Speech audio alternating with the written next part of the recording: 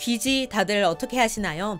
귀지를 억지로 제거하면 좋지 않다는 말에 굳이 파지 않고 두는 분들도 계시지만 대부분의 경우 귀 속에 꽉 들어찬 귀지를 보면 파내고 싶고 제거하고 싶다는 생각에 결국 면봉이나 귀이개를 들게 됩니다. 그런데 귀지 좀 팠을 뿐인데 상상 못할 곳에 이것이 퍼져서 의학기를 발칵 뒤집어 놓은 사건이 발생했습니다. 이 사진을 한번 보시죠. 뭔지는 몰라도 몸에 큰 문제가 생겼다는 건 직감할 수 있는데요. 귀지 파는 거 이제 만만히 보면 안 되겠습니다. 특히 노년층께서 더 주의하셔야 합니다. 치사율이 무려 10%라고 합니다. 즉 귀지 좀 팠을 뿐인데 이제 사망에까지 이를 수도 있다는 겁니다. 오늘 영상 보시고 우리 시니어님들께서는 귀지 관리 어떻게 하고 계시는지도 자유롭게 댓글로 알려주시면 감사하겠습니다. 시니어 전성시대 지금 시작합니다.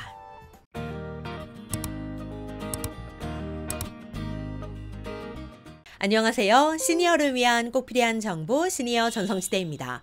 우리 시니어님들은 얼마나 자주 귀지를 제거하시나요? 일주일에 한 번 제거하시는 분들도 계실 거고 귀가 잘 안 들리는 것 같다 싶을 때 하시는 분들도 계실 거고 또 어떤 분들은 머리를 감고 난 다음에 귀 속에 들어간 물을 제거하려고 면봉으로 귀 속을 닦아내는 분들도 계실 겁니다.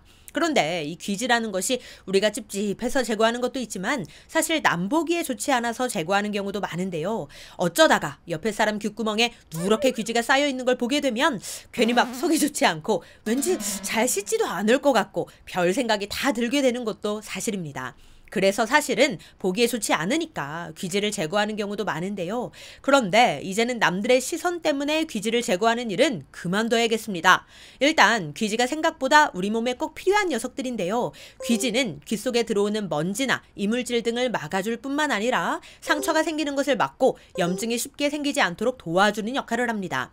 또한 지방 성분이 많아서 물기가 스며들지 못하게 하고 또 약산성이라 병원균들이 잘 증식할 수 없도록 도와줍니다. 게다가 이 녀석들은 자연스럽게 부스러기가 되어서 매일 배출되기 때문에 굳이 제거할 필요가 없다는 거죠. 그래서 가장 안전하고 좋은 귀 건강 관리는 귀지가 저절로 빠져나올 때까지 그대로 두는 것입니다. 사람 귀에 귀지가 적당히 있어줘야 귀 감염도 예방되고 귀 건강에도 도움이 된다는 거죠. 그런데 이건 요즘 웬만한 사람들은 다 압니다. 그럼에도 귀지를 그냥 냅두는 게 이게 쉽지가 않습니다. 일단 새끼손가락이나 면봉을 가지고 귀를 수시로 파줘야 직성이 풀리는 사람들이 많은데요.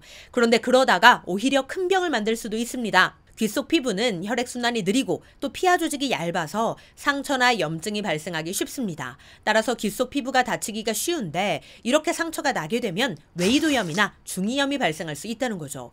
만성 웨이도염은 진짜 골치 아픈데요. 이거 실제로 귀지를 자주 제거하다가 만성 웨이도염에 걸린 30대 A씨의 경우 귀에 있는 귀지를 참지 못하는 성격이라 손가락으로도 파고 면봉으로도 파고 수시로 파고 했다고 합니다.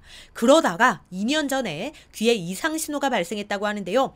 귀에서 고름이 나오기 시작하더니 막 간지러워서 잠도 못 잤다고 합니다. 아시죠? 귀에서 고름 나오면 이거 냄새도 장난이 아닙니다. 거기다가 가려워서 잠까지 못 잘 정도면 귀지 좀 팠다가 일상생활이 다 무너졌다고 봐도 과언이 아닌데요. 그런데 이게 호전되는 게 아니라 점점 더 심해지더니 새끼손가락도 귀에 안 들어갈 정도로 귓구멍이 두꺼워지기 시작했다고 합니다. 결국 A씨는 병원에서 만성 웨이도염으로 진단을 받았는데요. 각종 약을 복용하고 처방 연고도 발랐지만 효과는 딱 그때뿐이었다고 합니다. 결국 귀에 아예 손을 대지 않았더니 증상은 점차 호전됐다고 하네요. 그러니까 귀지 파는 거 이거 절대 만만히 볼 게 아닙니다. 만성 웨이도염에 걸리면 평범한 일상이 다 무너질 수도 있습니다.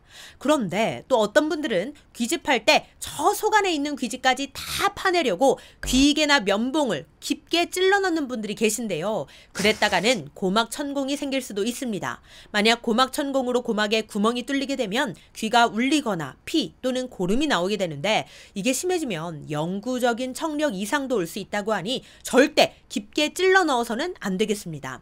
그런데 귀에 귀지가 가득 차서 달그락거리는 소리가 날 때도 있는데요. 이건 귀지가 고막 근처로 가서 생기는 현상일 수 있다고 합니다.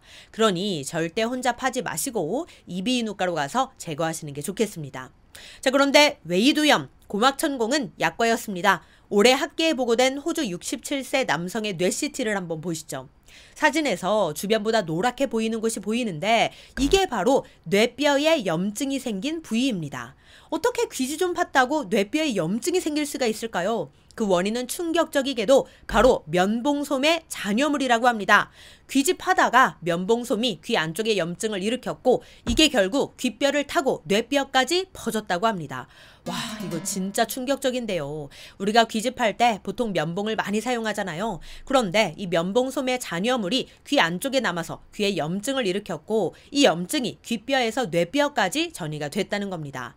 물론 면봉으로 귀 파는 사람들에게 다 이런 상황이 생기는 건 아닙니다.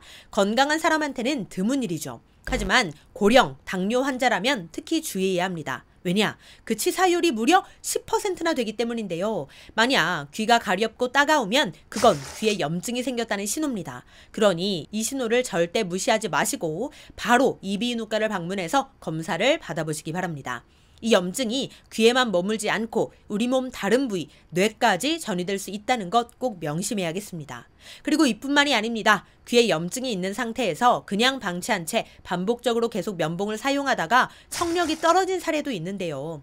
귀지를 파다가 염증이 생기게 되고 이 염증 때문에 귀가 가려우니까 또 가려움 때문에 면봉을 쓰게 되는 겁니다. 이런 악순환이 계속 반복되는 건데요. 이렇게 염증이 진행되면 귀가 붓기 시작하고 결국 굳은 살이 되고 귓구멍이 점점 작아지게 되는데 이로 인해 귀가 막히게 되어 청력이 뚝 떨어질 수도 있다는 겁니다. 따라서 귀에 물이 들어갔다고 해도 면봉을 사용하는 것보다는 건조를 시키는 게 더 좋습니다. 또한 그래도 나는 죽어도 귀지는 파야 속이 시원하다 하는 분들께서는 절대 귓속까지 깊게 파지 마시고 귓구멍 바깥쪽만 가볍게 제거해서 피부에 상처가 나지 않도록 주의해야겠습니다.